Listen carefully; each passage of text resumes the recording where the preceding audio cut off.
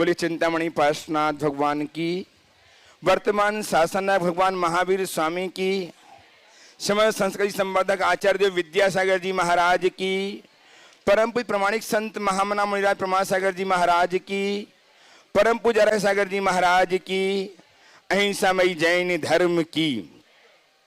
कांग्रेस मैदान में अवस्थित पार्श्वनाथ जनालय के परिसर में विराजमान सभी भव्यजनों, सुदूर अवस्थित पारायण चरण के माध्यम से तथा प्रमाणिक ऐप के माध्यम से अपनी शंकाओं के समाधान प्राप्त कर रहे सभी सुधी श्रोताओं सम्यक दर्शकों, आज मैं पुनः आप सबको पटना के इस भव्य प्रांगण से आपको अपने आराध्य गुरुदेव आचार्य भगवान विद्यासागर जी महाराज के परम प्रभावक शिष्य, गुणानंद प्रणेता, संघ का समाधान प्रवर्तक, भावनायु प्रवर्तक एवं संप्रदाय समय के रूप में प्रसिद्ध परम पूज्य महामना राज प्रमाण सागर जी श्री चरणों से संबद्ध करने जा रहा हूं। मैं गुरुदेव के चरणों से आपको जोड़ूं, उसके पूर्व चाहता हूं कि गुरुदेव का वरद हस्त हम पर आच्छादित हो। अतः मेरे साथ उच्चारें, नमोस्तु महर्षि, नमोस्तु महर्षि, नमोस्तु महर्षि। जैन संस्कृति का अद्भुत आयतन परम पूज्य गुरुदेव की परिकल्पना गुणायतन। भव्यजनों, गुरुदेव की परिकल्पना कुछ ही माहों में अशेष होने वाली है और उसमें कारण बन रहे हैं आपकी उदारता, आपका द्रव्य दान, जिसके माध्यम से हम इतनी बड़ी योजना को पूर्ण करने जा रहे हैं। आज भी अनेक दिनों की भांति बहुत से लोगों ने अपने भाव व्यक्त किए हैं, उन सबका मैं साधुवाद करता हुआ उन्हें उनका अभिनंदन करता हूं और आप सबको गुरुदेव के चरणों से जोड़कर एक प्रथम प्रश्न के लिए आमंत्रित कर रहा हूं। श्रीमती इंदू जी गंगवाल को पटना से उपस्थित हो पहले प्रश्न के लिए, और श्रीमती सरला जी जैन नाला रोड ये तैयार हैं अपने प्रश्न के साथ। श्रीमती इंदू जी गंगवाल पटना, श्रीमती सरला जी नाला रोड पटना तैयार रहेंगी। महाराज जी नमोस्तु। महाराज जी, श्री पैर के मोजे और आदमी की खराब सोच आदमी आगे बढ़ने नहीं देती, इससे कैसे बचे, कृपा का समाधान दें। पहली लाइन क्या बोला, फिर से बोलना। महाराज जी, श्री पैरों के मोजे और आदमी की खराब सोच, थोड़ा सुधार लो। पैर की मोच और आदमी की खराब सोच आगे आदमी नहीं आगे बढ़ने नहीं देती, इससे बचे। अब मोच को मोचे बना दिए। हाँ ठीक है, थोड़ा समझ में तो आए, होता है, ये व्हाट्सएप के सवाल होते हैं ना, तो ऐसे ही है। पैर की मोच और आदमी की खोटी सोच मनुष्य को आगे नहीं बढ़ने देती, तो इससे कैसे बचे। पहली कोशिश करो कि पैर में मोच ही ना आए, और मोच आए तो जो मोच सुधारते उनका एक झटका झेल लो, मोच ठीक हो जाएगी। लेकिन जो सोच है, यदि मनुष्य की सोच में थोड़ी सी लोच आ जाए तो उसकी सारी व्यथा दूर हो सकती है। हमें अपनी सोच को लचीली बना के रखना चाहिए ताकि हमारा व्यवहार सुंदर बन सके और हम सबके मध्य सामंजस्य बना करके जी सके, तभी आगे बढ़ा जा सकता है। नमोस्तु महाराज। उपस्थित हो श्रीमती सरला जी जैन नाला रोड पटना से तैयार हैं। 13 वर्षीय पुत्र गोपाल जी पाटनी के पोते ऋषि जैन। नमोस्तु महाराज जी, नमोस्तु नमोस्तु। मेरा प्रश्न है कि नारी को विषबेल क्यों कहा गया है, शंका का समाधान कीजिए। नारी को विषबेल कहा गया, माँ को थोड़ी कहा गया, बहन को थोड़ी कहा गया, बेटी को थोड़ी कहा गया। अगर कोई किसी स्त्री को माँ के रूप में देखता है, बहन के रूप में देखता है, बेटी के रूप में देखता है, या कोई स्त्री किसी के लिए माँ, बहन और बेटी के रूप में उभरती है, तो वह उसकी जीवन दायिनी होती है। और कोई स्त्री एक नारी के रूप में रहती है तो विषबेल बन सकती है। यहाँ नारी शब्द को नारी जाति के लिए न लेकर के उसे वासना से जोड़ करके चलना चाहिए। वासना मूलक दृष्टि जब भी मनुष्य के हृदय में प्रकट होती है उसका पतन हो जाता है। यदि नारी को दूसरे अर्थ में विषबेल माना जाए तो उससे उत्पन्न होने वाला पुरुष विषफल मानना पड़ेगा, जो कि कतई ठीक नहीं है, क्योंकि विषबेल से तो विषफल ही जन्मता है। इसलिए नारी विषबेल हो सकती, माँ, बहन और बेटी नहीं। नमस्ते महाराज जी, नमस्ते। उपस्थित हो ऋषि जैन गोपाल जी के पुत्र और तैयार हैं वैभव जैन। ऋषि एंड वैभव नमोस्तु महाराज श्री। नमोस्तु नमोस्तु नमोस्तु महाराज श्री। मैं ना जानवर को सताता हूँ, ना मैं जमीन कंद खाता हूँ। अहिंसा धर्म को बनाने के लिए और क्या करना चाहिए? बहुत अच्छा भाव व्यक्त किया। न तो जानवर को सताता हूँ, न जमी कंद खाता हूँ। अहिंसा धर्म को अपनाने के लिए और क्या करना चाहिए? बहुत गंभीर और संवेदनशीलता के साथ जीना चाहिए। हृदय में दया का भाव रखना चाहिए और कोशिश करना चाहिए हमारा किसी के साथ झगड़ा ना हो, हम किसी पर गुस्सा न करें, किसी से जले नहीं, किसी से चिढ़े नहीं, किसी से द्वेष न करें। अपने भावों को निर्मल बना के रखो तो अहिंसा धर्म में उत्तरोत्तर आगे बढ़ सकोगे। वैभव जी उपस्थित हो, तैयार हैं सार्थक जैन रारा। नमोस्तु पटना महाराज से। श्री। मुझे ऐसा सिखाया गया है कि प्रवचन के बीच में या मंदिर में बात नहीं करनी चाहिए, लेकिन जब कोई मेरे बगल में बात करता है तो मेरा ध्यान उधर चले जाता है, तो इससे बचने के लिए मेरे को क्या करना चाहिए? बहुत अच्छी बात की। उस समय तो उठ के कहीं और बैठ जाना चाहिए और बाद में उनको बिल्कुल अकेले में हाथ जोड़ के कहना चाहिए कि दादाजी या अंकल जी, हमने तो यही सुना है कि प्रवचन में या मंदिर में बात नहीं करना चाहिए। आप हमसे बड़े हैं, आपको हम कोई सलाह तो नहीं दे सकते, लेकिन आज आप जब बात कर रहे थे ना तो मेरा प्रवचन मिस हो गया था। प्लीज़ अगली बार आप ध्यान रखिएगा। सार्थक उपस्थित हो, तैयार हैं दिव्यांश जैन रारा। श्री विमल जी राजा की सुपौत्र। नमोस्तु महाराज श्री। नमोस्तु महाराज श्री। नमोस्तु महाराज श्री। मेरा नाम दिव्यांश है। मेरा प्रश्न है कि 8 वर्ष से छोटे बच्चों को आहार और कलश करने से मना किया जाता है, क्यों किया जाता है, यही पूछना चाहिए। देखो, हर चीज़ की ओम ओम ओम हर चीज़ की अपनी एक एबिलिटी होती, योग्यता होती, समझ गया?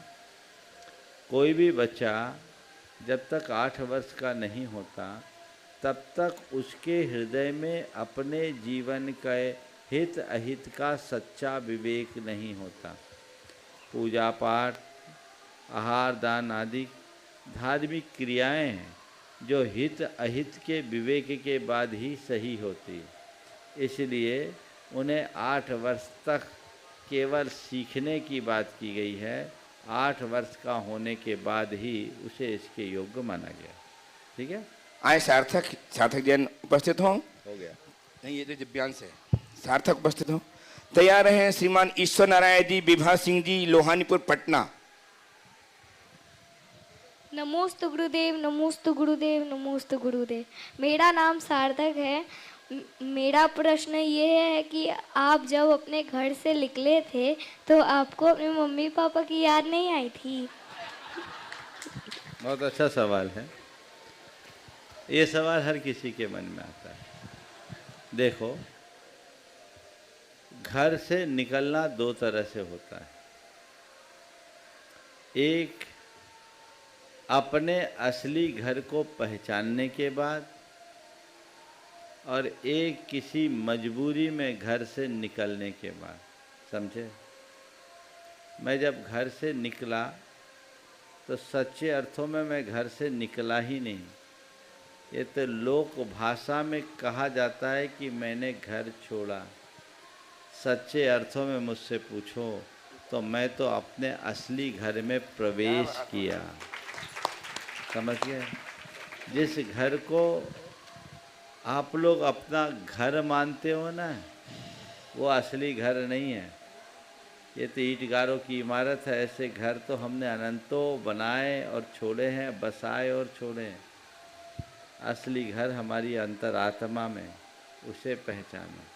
तो जैसे आत्मज्ञान हो गया, जब मैं गुरु शरण में आया, गुरुदेव की कृपा से मुझे वैसा ज्ञान हो गया और मुझे लगा कि मेरे जीवन का कल्याण तो केवल इसमें ही होगा। तो मैंने घर छोड़ा नहीं, गुरु की शरण को पाकर सच्चे घर में प्रवेश कर लिया। तो फिर याद आने का सवाल ही नहीं बचा। उपस्थित हो श्रीमान ईश्वर नारायण जी, विभा सिंह जी, लोहानीपुर पटना से, जिनके ज्ञान प्रति अपने सद्भाव हैं। बहुत बहुत साधुवाद। तैयार रहें सुबोध जी, छावड़ा फंटी पटना। नमस्तो गुरुदेव, नमस्तो नमस्ते। एक शंका है कि स्वर्ग और नरक के परिकल्पना का आधार क्या है? यदि कारक इसके तो अनेक हो सकते हैं, लेकिन क्या इसमें डर भी एक कारक है? यदि एक डर एक कारक है तो हम जीवों में डर होता है, तो क्या जो छोटे छोटे जो जीव होते हैं जैसे घोड़े, गधे और भी मंकी उनकी बहुत सारे होते हैं, तो क्या उनको भी ये सब महसूस होता है? और यदि वो देखते हैं तो क्या वो अपने भगवान को जैसे बंदर बंदर के रूप में, घोड़े घोड़े के रूप में, जैसे हम मनुष्य मनुष्य के रूप में देखते हैं, तो क्या वो भी देखते हैं? देखिए, बहुत ही अच्छा सवाल है। सबसे पहले तो मैं ये कहूँगा कि यदि हम स्वर्ग और नरक को एक परिकल्पना के रूप में देखें तो आपके सवाल की प्रासंगिकता समझ में आती है, और आपने जो बात उपस्थित की वह कुछ अर्थों में सही दिखती भी, लेकिन यथार्थतः स्वर्ग और नरक कल्पना नहीं, स्वर्ग और नरक वास्तविकता है। और उस वास्तविकता को हम इन आँखों से नहीं जान सकते, आस्था की आँखों से ही जान सकते हैं या अनुमान से पहचान सकते हैं। वर्तमान में जो विदित विश्व है ये संपूर्ण अस्तित्व का एक छोटा सा हिस्सा है। हमारी जो सृष्टि है बहुत विराट, वहाँ तक हमारी अप्रोच नहीं है, पहुँच नहीं है, इसलिए उसके बारे में हमारे लिए कोई ज्ञान नहीं। पर इसका मतलब ये नहीं कि उनका वजूद ही नहीं, उनका वजूद है। धर्म ग्रंथों में जो लिखा है वो इसलिए नहीं लिखा गया कि आपको स्वर्ग नरक की बातें कहकर डरा सके और धर्म भीरू बना करके आपको धर्म में लगा सके, अपितु इसलिए कहा गया क्योंकि उनका अपना अस्तित्व है। और उनका अस्तित्व है ये कैसे जानेंगे? अनुमान से जान सकते हैं। इस धरती में हमें बहुत सारे लोग ऐसे दिखाई पड़ते हैं जिनके पास सुख साधनों की प्रचुरता है, किसी प्रकार की कोई कमी नहीं, किसी प्रकार का कोई अभाव नहीं, ठाट बाट सब कुछ है, लेकिन उनके उस सुख की भी एक सीमा है ना? कोई भी व्यक्ति हो, उस सीमा से आगे भी तो सुख होगा। हो सकता है कि नहीं हो सकता? वो अल्टीमेट तो नहीं है। तो उस सीमा से आगे का जो सुख है उसे भोगने के लिए हमारे लिए स्वर्ग है। इससे उलट इस धरती पर हमें बहुत से ऐसे मनुष्य दिखाई पड़ते हैं जो घोर अभावग्रस्त हैं, जिनके खाने के लिए रोटी नहीं, पहनने के लिए कपड़े नहीं, सिर छिपाने के लिए घर नहीं, भूख के मारे पीठ और पेट एक हो गया, हाथ पैर कटे हुए, ऊपर से गलित कुष्ठ है, तन पर बैठी मक्खी को भगाने में भी जो मजबूर है। ये दुख है ना? इस दुख की भी एक सीमा है, इससे आगे का भी दुख हो सकता है ना? बस उस दुख को भोगने के स्थान का नाम नरक। हम इस धरती में भी सुख भोगते हैं, धरती पर भी दुख भोगते हैं, पर हमारे सुख और दुख की बड़ी सीमा है। इससे ऊपर का सुख स्वर्ग में, इससे नीचे का दुख नरक में भोगना पड़ता है, जो हमारे ही अपने कियों का फल है। अब आपने जो सवाल में दूसरी बात रखी कि घोड़ा घोड़े की शक्ल का, हाथी हाथी के शक्ल का, बंदर बंदर की शक्ल का, कुत्ता बिल्ली अपने अपने शक्ल के, मनुष्य भी, क्या नरकों में सब वैसे ही होते होंगे? नरकों में जो नारकी जीव है उनकी आकृति मानवाकार होती है, लेकिन विकराल होती है। वो विकृत अंग रखते हैं, बीभत्स रूप बना के रखते हैं, उनके पास क्षमता होती है, और उनका सारा जीवन केवल हिंसा, मार काट, क्रूरता और दुख से बीतता है। ये नरक, ठीक है। उपस्थित हों सुबोधी छावड़ा फंटी पटना से तैयार हैं श्रीमती अर्चना पंकज जी पांड्या पटना। अर्पणा पंकज जी गुरुवर पटना। नमोस्तु नमोस्तु नमोस्तु। सुबोध छावड़ा फंटी, आपका फंटी। आज पूरे भारतवर्ष में समेत शिखर स्थित गुणायतन की सुंदरता की काफ़ी तारीफ हो रही है। आपके दिमाग में गुणायतन की इतनी सुंदर योजना कब और कैसे आई? पटना के धर्म प्रेमियों को बताएं। सबको पता है, अभी नहीं बताऊंगा, थोड़े दिन और रुक जाओ।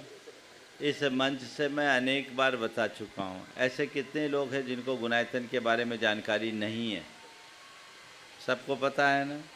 आपके मन में कब कैसे आई? और सबको पता है, कहानी कई बार बता चुका है, इसलिए बार बार नहीं बोलूंगा। इतना ही आशीर्वाद।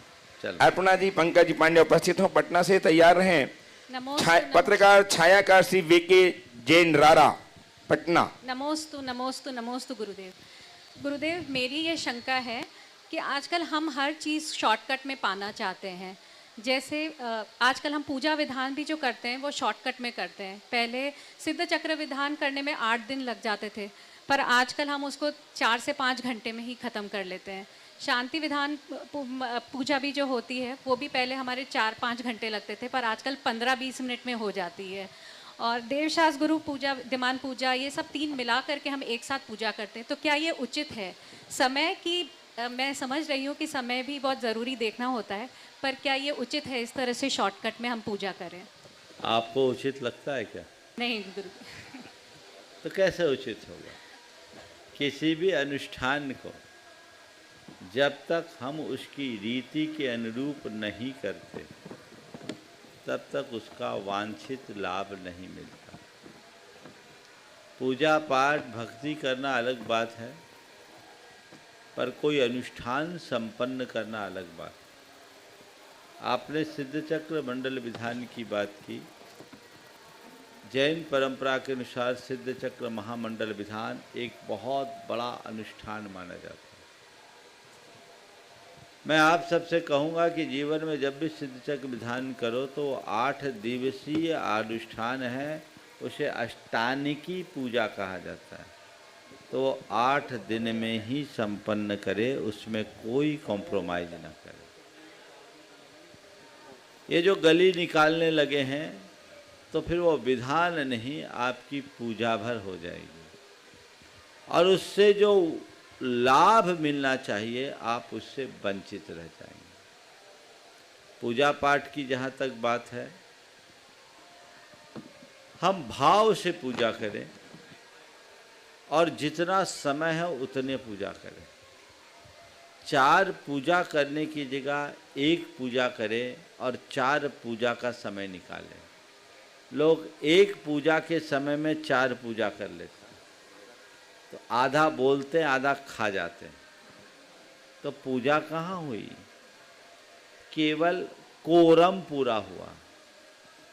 जब तक हमारी धार्मिक क्रियाओं में हमारे मनः प्राण नहीं जुड़ते तब तक उसका लाभ क्या मिलेगा? इसलिए भाव विशुद्धि के साथ विधि पूर्वक ही सारे कार्य संपन्न करना चाहिए। पत्रकार एवं छायाकार श्रीमान बीके जैन रारा उपस्थित हों तैयार हैं यमुनानगर हरियाणा से श्रीमान आर के Jain senior press reporter Punjab Kesari Haryana Yamunanagar से। मुनीष जी के चरणों में नमोस्तु नमोस्तु नमोस्तु। आज जैन संस्कृति और आगम के बोध का अभाव हमारी भावी युवा पीढ़ी में देखा जा रहा है। क्या उच्च शिक्षा के अंतर्गत भारतीय शिक्षा पद्धति इसके लिए दोषी है? प्रभुवर इसके निदान और जैन संस्कृति के उज्जवल भविष्य के लिए हमें मार्गदर्शन दें। देखिए, न केवल जैन संस्कृति, मैं तो कह रहा हूँ भारतीय संस्कृति का ही अभाव दिख रहा है। और आज हमारी सांस्कृतिक निष्ठा दिनों दिन छीन से छीनतर हो रही। आपने बिल्कुल ठीक कहा, इस अभाव के पीछे वर्तमान की शिक्षा पद्धति एक बड़ा कारण है। जिस तरीके से और जिस माध्यम से आज के लोगों को पढ़ाया जाता है, वो हमारे मूलभूत भारत की पहचान ही खो रहे हैं। अब आप देखिए, आज के शिक्षा तंत्र ने क्या किया। उसने हमारी भाषा को बदल दिया, हमारी भूषा को बदल दिया, हमारे भोजन को बदल दिया, हमारे भेषज यानी औषधि को बदल दिया, और हमारी भावना को भी बिगाड़ दिया। भाषा, भूषा, भोजन, भेषज और भावना सब चौपट कर दिया, तो हम बचेंगे कहाँ। भारतीय बीज को विदेशी खाद डाली जा रही है, तो बीज भी खराब हो रही है और फसल खराब आ रही है। हमें अपने मूलभूत सांस्कृतिक परंपराओं को समझना चाहिए। अब आज देखिए, हमारे देश में जो हमारी मूल संस्कृति है वसुधैव कुटुंबकम की, और परस्परता, बंधुत्व, वात्सल्य, प्रेम हमारे संस्कृति का मूलभूत अंग था। हमारे रिश्ते नाते उसी की इस तरह चलते थे। अब जब से ये आजकल का चलन बढ़ा है, अब सब रिश्ते नाते सिमटकर अंकल और आंटी में आ गए। बोलो, या तो अंकल या आंटी। ये क्या, इससे हमारे सोच का स्तर बिगाड़ रहा। और ये सब अंग्रेजी माध्यम के अंधानुकरण का फल है। आज भारत में रहने वाले लोगों को कालिदास, अश्वघोष, माघ नहीं पढ़ाया जाता, शेक्सपियर पढ़ाया जाता। तो फिर वो कहाँ भारत को समझेगा, कहाँ भारत को जानेगा। और जब तक व्यक्ति भारत को ठीक तरीके से समझेगा नहीं, भारतीयता को पहचानेगा नहीं, तब वो भारतीय कैसे बनेगा। ये बड़ा अहम प्रश्न है। इस विषय में काफ़ी चर्चाएं हुई। वर्तमान की सरकार ने नई शिक्षा नीति भी लागू की। उस नई शिक्षा नीति में बहुत कुछ चीज़ें जोड़ी। आप सबको ये सुनकर के प्रसन्नता होगी कि उस नई शिक्षा नीति की कमेटी में परम पूज्य गुरुदेव का नाम विशेष प्रमुखता के साथ जोड़ा गया सरकार के द्वारा, क्योंकि हमारे गुरुदेव हमेशा स्वभाषा पर जोर देते हैं और पुरातन शिक्षा प्रणाली के पैरोकार रहे।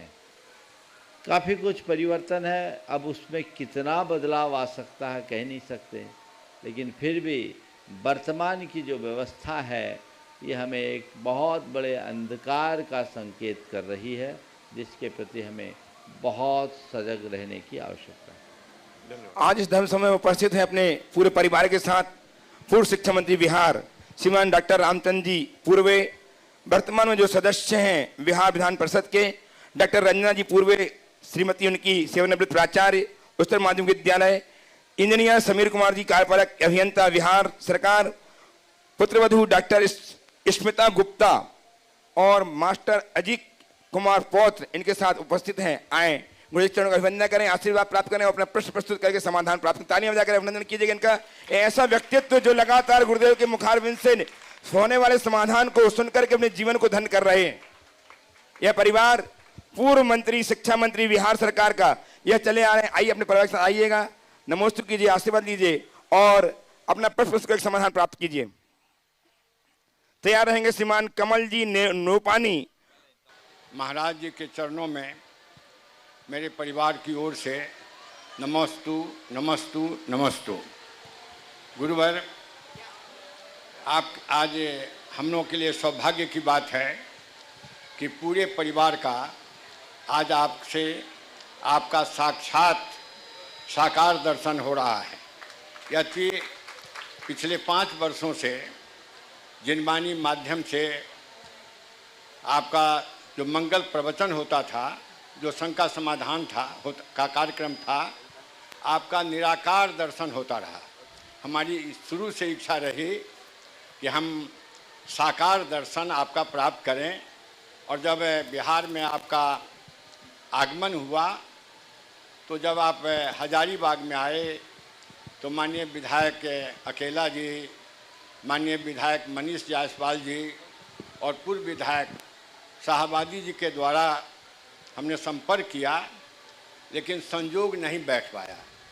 और गुणायतन में हमको जाने की बड़ी इच्छा थी, क्योंकि गुणायतन का पूरा चित्र मेरे दिमाग में आता रहा और हमको भी आश्चर्य होता रहा कि गुणायतन का यह दृश्य आपके मन मिजाज में कैसा आया। हमको लगता है कि दुनिया में उस तरह का कोई परिकल्पना आप ही ऐसे साधक साधु कर सकता है जिसका कोई नहीं करता है, लेकिन मेरा संयोग नहीं बैठा, हम वहाँ नहीं आ सके।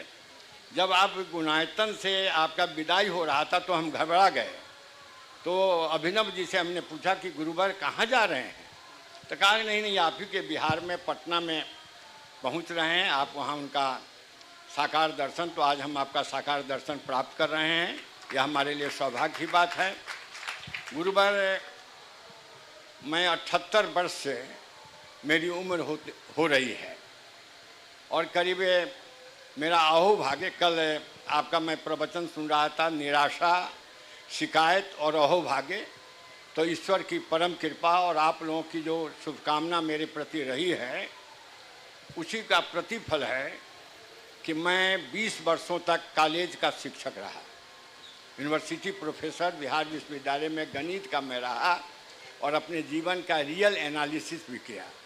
और करीब जननायक कर्पूरी ठाकुर के आशीर्वाद और महामान्यवर लालू प्रसाद जी के विश्वास के चलते मैं मंत्री भी रहा। 9 वर्ष तक मैं मंत्री रहा, विभिन्न विभागों का शिक्षा मंत्री होने का मुझे सौभाग्य प्राप्त हुआ और अभी मैं विधान परिषद का सदस्य हूँ। तो अब इस 78 वर्ष की उम्र में, जैसा आपने योग और प्रयोग की बात की, तो मैंने अपने संपूर्ण जीवन का स्पिरिचुअल प्रयोग किया। राजनीति का भी मैंने स्पिरिचुअल प्रयोग किया और राजनीति के द्वारा किसी कार्यकर्ता को मैं गंजेरी भंगेरी बनाने का काम नहीं किया, बल्कि मानव बनाने का काम किया। अब मेरे दिमाग में एक ही बात है कि मेरे अपने जो संपूर्ण जीवन को समेटते हुए इस जीवन का आध्यात्मिक समापन यानी स्पिरिचुअल कन्वर्जेंस हमारे जीवन का कैसे हो, इसी के संबंध में हम गुरुवर आपका आशीर्वाद और मार्गदर्शन की याचना में यहाँ पहुँचे हुए हैं। कृपया हमको आशीर्वाद दे, मार्गदर्शन दे कि अपने समस्त जीवन को समेटते हुए इस जीवन का आध्यात्मिक समापन स्पिरिचुअल कन्वर्जेंस हम कैसे करें, यही आपसे मेरा निवेदन है, यही मेरा आपसे मार्गदर्शन की अपेक्षा है। बहुत बहुत उत्तम भावना आपने प्रकट की है। जैसा अभी धुर्वे साहब ने बताया, पूर्वे साहब, पूर्वे साहब नहीं, आपसे पूर्वे ने बतलाया। नहीं, मेरे लिए तो सब साहब है और हर व्यक्ति के भीतर साहब बैठा, हम उसे पहचान लेना चाहिए। आज के समय में राजनीति के क्षेत्र में इस तरह की सोच रखना अपवाद स्वरूप ही देखने को मिलती है और मैं समझता हूँ देश की राजनीति में काम करने वाले लोगों की सोच यदि ऐसी बन जाए तो देश का ढांचा बदल जाए। ये बदलाव आना चाहिए। मेरा बहुत बहुत आशीर्वाद है। आप निरंतर जुड़े हुए हैं। मैं जब गुनायतन में था तब भी इन्होंने अपनी भावनाएं वहाँ प्रेषित की और कल भी आए थे, आज पूरे परिवार को लेकर आए हैं। मैं पूरे परिवार को आशीर्वाद देता हूँ इस भाव से कि मनुष्य जीवन को सफल और सार्थक बनाने का उद्यम हमें करना है, अपने जीवन को व्यर्थ नहीं जाने देना। आपने जो सवाल किया बहुत महत्वपूर्ण सवाल है। ये सवाल न केवल आपका अपितु आपके माध्यम से आप जैसे दौर से गुजरने वाले हर मनुष्य का है। आज आप 78 वर्ष की पड़ाव में पहुंचकर ये सवाल कर रहे हैं, पर ये सवाल मनुष्य को मन में बहुत पहले आ जाना चाहिए। हमारे जीवन का अंत अध्यात्म के साथ हो, उसके लिए कुछ सूत्र आपको देता हूँ। मनुष्य जैसे ही अपने पारिवारिक जिम्मेदारियों को पूरा कर ले, कौटुंबिक जिम्मेदारियों को पूरा कर ले, व्यापार में अपने आप को धीरे धीरे समेटने की कोशिश करे, संतान के जिम्मे व्यापार कारोबार दे। राजनीति के क्षेत्र में रहने वाले लोग भी राजनीति के क्षेत्र में सेवा करें, लेकिन एक उम्र के बाद अपनी आत्मा की सेवा का ध्यान रखें। हमारे यहाँ एक बहुत पुरानी कहावत है, जे राजेश्वरी ते नरकेश्वरी। हमारे शास्त्रों में ऐसा उल्लेख आता है, बड़े बड़े राजा महाराजाओं ने भी, चाहे वो चक्रवर्ती भी क्यों न हो, अंत में इन सब को असार समझकर राजपाट वैभव का परित्याग किया, अपनी संतान का राज तिलक किया और सन्यास को अंगीकार किया। जैन परंपरा के अनुसार 2 चक्रवर्तियों ने ऐसा नहीं किया तो दोनों नरक गए। तो कहने का आशय ये है, अपनी जिम्मेदारियों को पूर्ण करने के बाद स्वयं की जिम्मेदारी को पूर्ण करने के अभियान में लगना चाहिए। आज आप पूरी तरह स्वस्थ दिख रहे हैं, शारीरिक और मानसिक रूप से भी। आपके बच्चे हैं, परिवार है। राजनीति में आपने राजनीति के माध्यम से 25-30 वर्ष तक सेवाएं देश की, समाज की, प्रदेश की। अब मुझे अपनी आत्मा की सेवा करनी है और धीरे धीरे सब चीज़ों से अपने चित्त को डाइवर्ट कीजिए। प्रभु सेवा, प्रभु स्मरण, प्रभु पूजन, ध्यान, चिंतन और व्रत संयम का अभ्यास कीजिए। और एक ही भावना भाई है, मेरी आखिरी सांस भगवान के नाम स्मरण के साथ निकले। अब मैं संतुष्टि के साथ जीऊंगा, जीवन का फल भोगूंगा। जो मुझे इस जीवन में करना था सब कर लिया, अब केवल वो करना है जो अभी तक नहीं कर पाया। अपने समय का, अपनी शक्ति का और अपने संसाधनों का सदुपयोग करें। जिम्मेदारियां संतान को सौंपें और धीरे धीरे धीरे धीरे अपने शरीर की शक्ति और स्वास्थ्य को देखते हुए त्याग तपस्या के क्षेत्र में आगे बढ़ें। प्रभु चरणों में अपने आप को अर्पित करके यदि इस दिशा में आगे बढ़ोगे तो मान के चलिए आप अंत अपना संलेखना समाधि पूर्वक भी कर सकते हैं। बहुत बढ़िया। और वो लक्ष्य हमारा रखना होना चाहिए, क्योंकि हमारे जीवन का कोई भरोसा नहीं और मनुष्य के मन की कोई सीमा नहीं। सब काम पूर्ण हो जाने के बाद भी मन चीज़ों से अलग होने को तैयार नहीं होता। जो जिस क्षेत्र में जीता है उसी में रम जाता, वही उसका पैशन बन जाता है। वो नहीं बनना चाहिए। निष्काम योगी की भांति जीना चाहिए। मैंने एक दायित्व पूरा किया, अच्छा किया, और आज मैं अपने आप को इस अर्थ में बड़ा भाग्यशाली मानता हूँ और संतुष्ट महसूस करता हूँ कि राजनीति के क्षेत्र में रह कर के भी मैंने अपने दामन को बेदाग रखा, अच्छा कर दिया।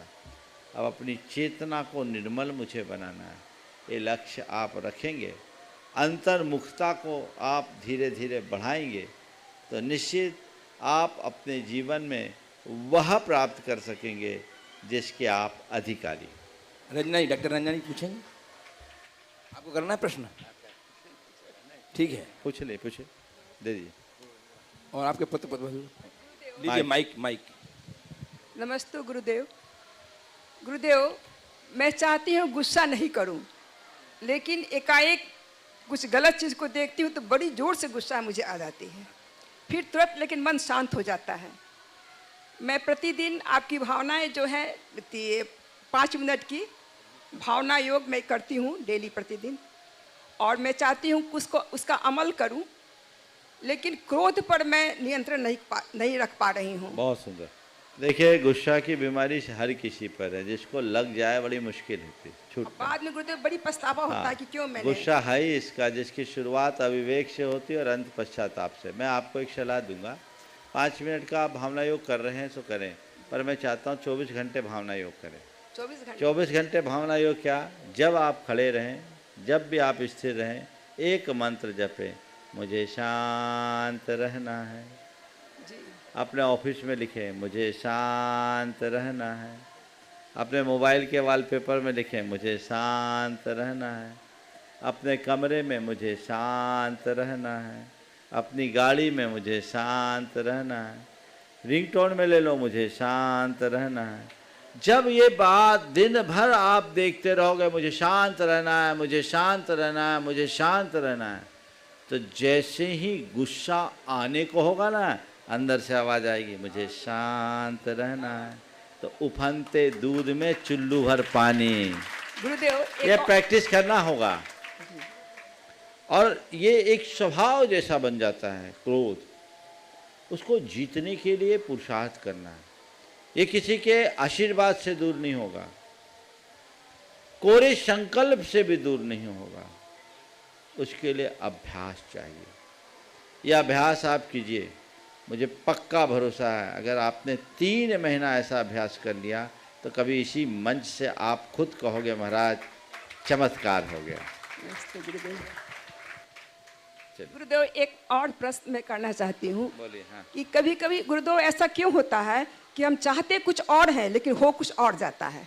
मैं चाहती हूँ बाईं ओर जाना, लेकिन चली जाती हूँ दाईं ओर। ऐसा क्यों होता है? ये आपके ही साथ नहीं, सबके साथ होता है। इसी को हम नियोग कहते हैं, प्रारब्ध है। लेकिन अगर कहीं हमारे साथ ऐसा हो जाए तो घबराना नहीं चाहिए। 2 स्थितियां देखनी चाहिए। यदि हमारी इच्छा के विरुद्ध हुआ है और वो गलत है तो रिवर्स आने की कोशिश करना चाहिए, और यदि कोई इच्छा के विरुद्ध हुआ है पर वो हमारे अनुकूल नहीं है तो उसे सहज रूप से स्वीकार लेना चाहिए, प्रभु इच्छा मानकर अंगीकार कर लेना चाहिए। उपस्थित हों श्रीमान कमल नोपानी जी, जिन्होंने कोविड काल में अपने जीवन को लगा करके लोगों की सेवाएं की और प्रतिष्ठा पाई ऑक्सीजन मैन के रूप में। श्रीमान कमल जी नोपानी, पटना। और तैयार हैं श्रीमान कमल जी जैन दिघा, पटना। ये तैयार रहेंगे। बोलिए, प्रश्न कीजिए। आशीर्वाद। बहुत सुंदर। ये कह रहे हैं मुझे सब समाधान मिल गया। बहुत बढ़िया, बहुत। कमल जी जैन दिघा उपस्थित हों प्रश्न के साथ। तैयार हैं आरती सिन्हा, पटना। कमल जी जैन दिघा, पटना उपस्थित हों। डॉक्टर हसमुख जैन,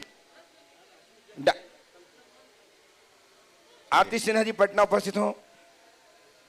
नहीं है? अरे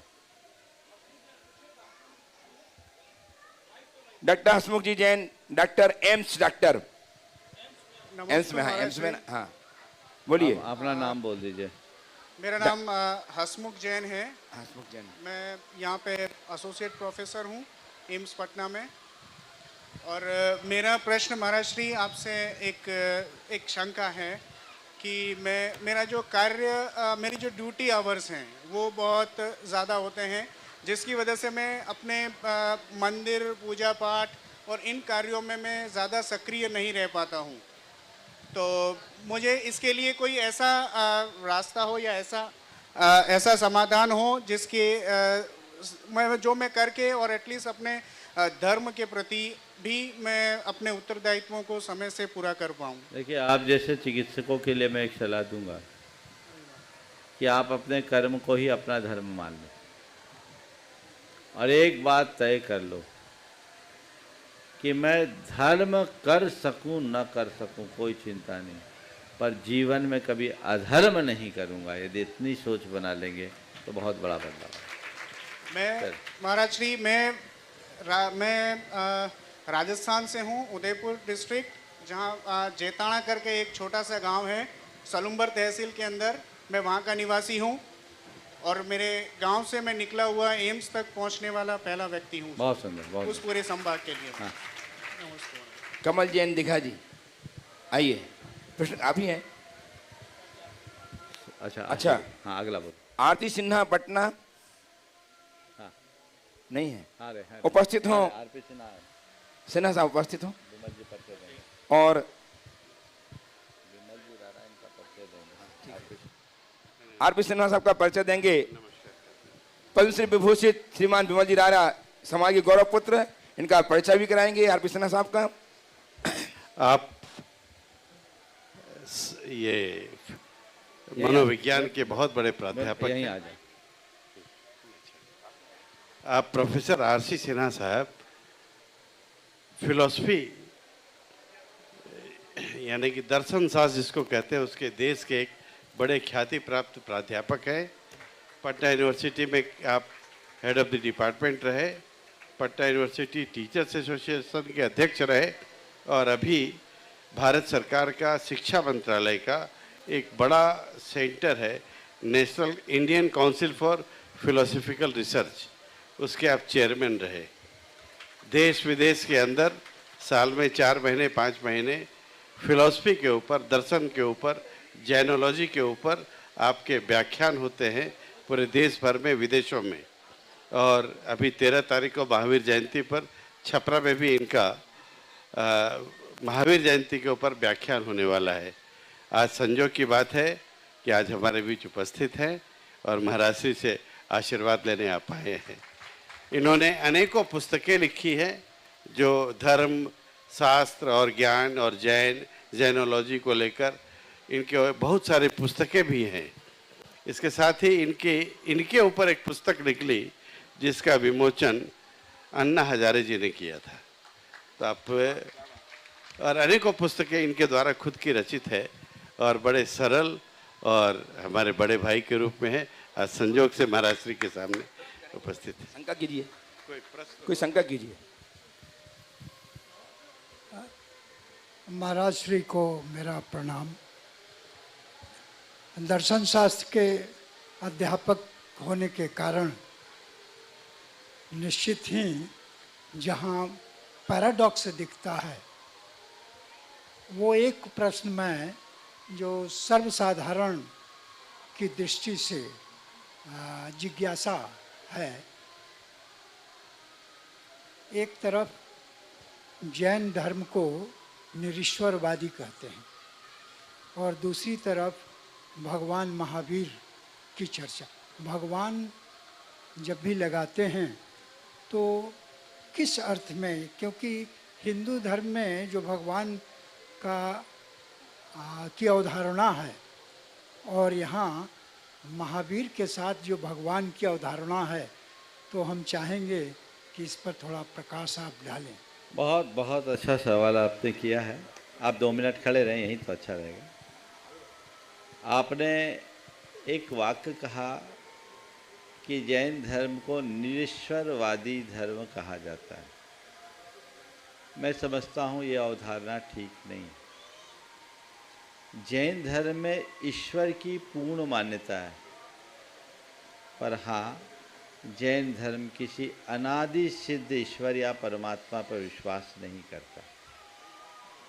जैन धर्म का एक बहुत बड़ा सूत्र है, अप्पा सो परमप्पा, आत्मा ही परमात्मा है।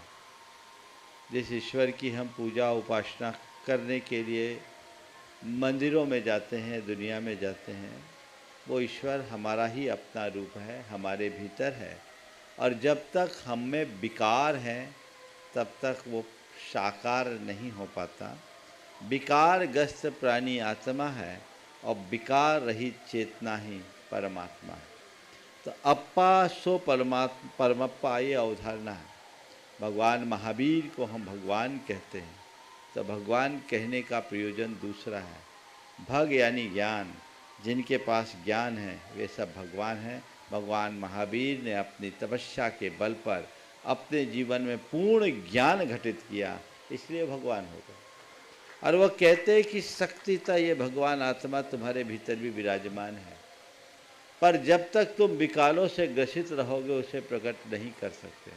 उसको उद्घाटित करने के लिए हमें उस अर्थ में पुरुषार्थ करने की ज़रूरत है। यही पुरुषार्थ हमारे जीवन का कल्याण करेगी।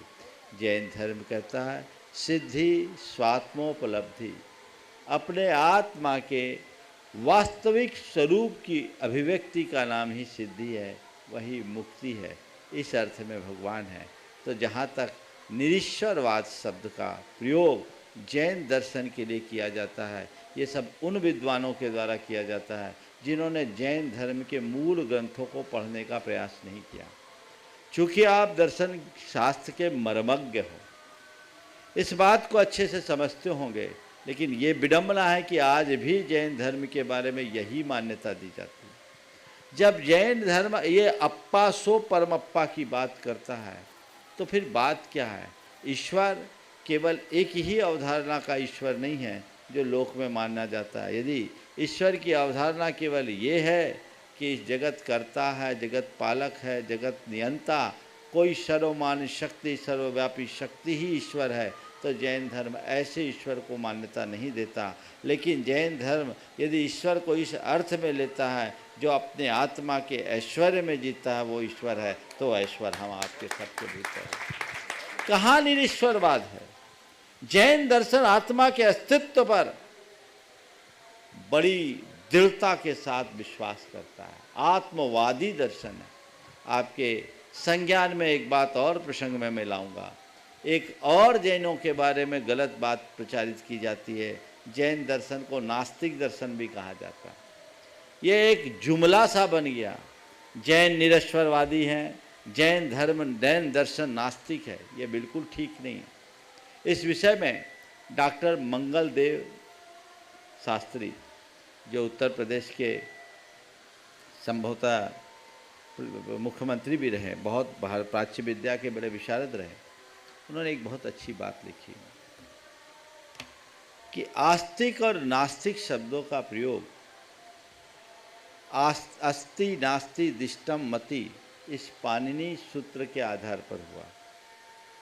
मूल अर्थ तो इनका यही था, जो आत्मा पुनर्जन्म और परलोक के अस्तित्व को माने वो आस्तिक, और जो न माने वो नास्तिक। इस अर्थ में अगर देखा जाए तो जैन दर्शन परम आस्तिक धर्म है, क्योंकि जैन दर्शन में आत्मा, परलोक, पुण्य पाप और कर्म की स्पष्ट अवधारणा है।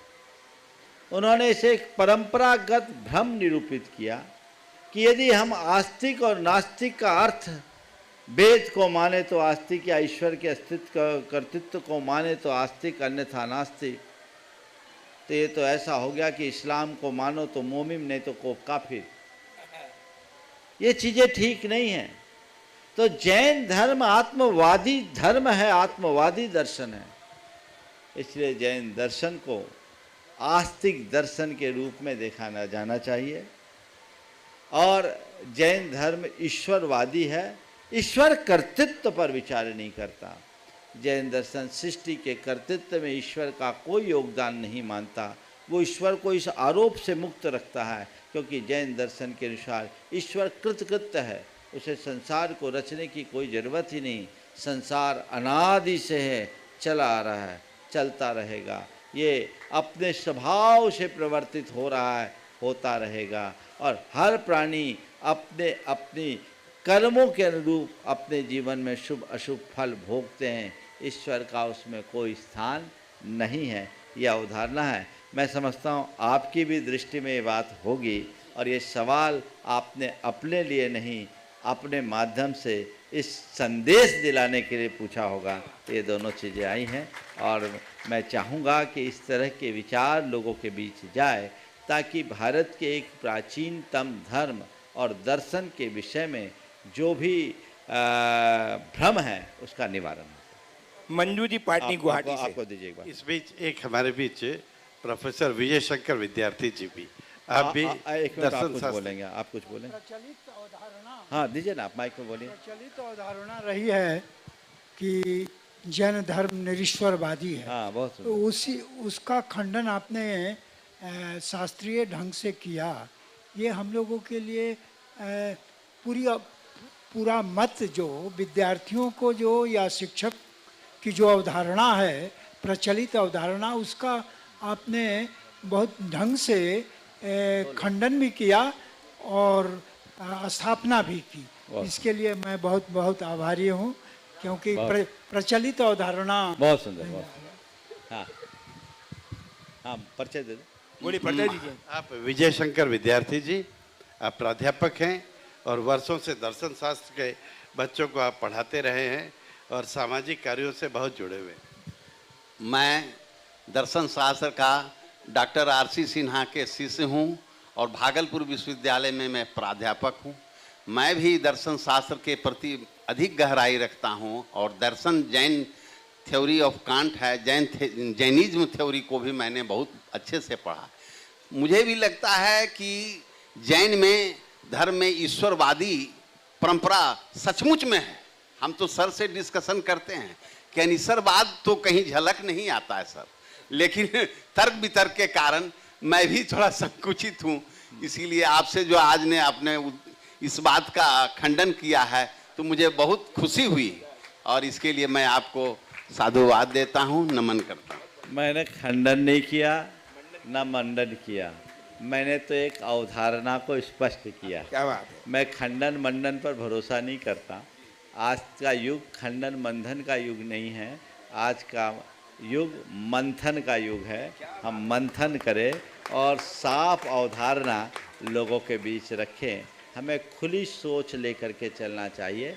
जैन धर्म में एक विशेष बात कही गई, पक्षपातम न मे वीरे, पक्षपातो न मे वीरे, न द्वेषः कपिलादिषु, युक्ति मत वचनम यस्य तस्य कार्यम परिग्रह।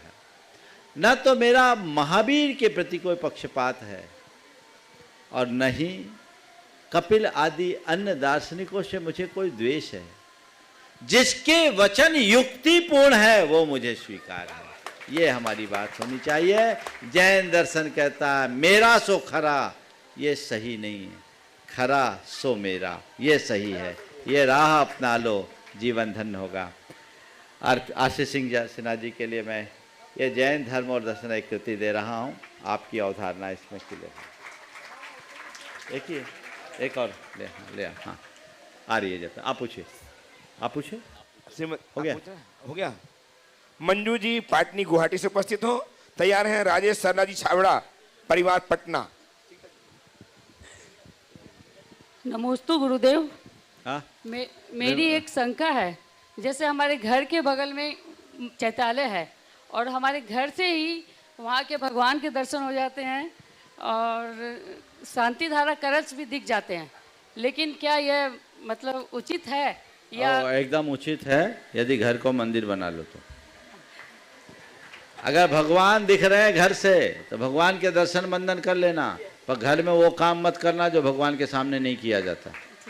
और यदि भगवान के सामने कर रहे हो तो पट लगा कर करना और दर्शन मंदिर जाके करना। नहीं, खिड़की से दिखते हैं, मंदिर तो रोज जाते ही हैं। बंद रखना चाहिए। चलिए, इस प्रकार आज के सत्र। विमल जी कुछ बोल रहे हैं, बोलिए। हाँ, आपका एक बहुत ही ज्वलंत प्रश्न है महाराज श्री। हम सब जगह पूरे देश भर में, विदेश में भी मंदिर बनाने की ओर बहुत प्रेरित है, बहुत कोशिश है, परंतु हर शहर के अंदर जहाँ भी जैन मंदिर है वहाँ पर उस शहर के मुख्य दरवाजे पर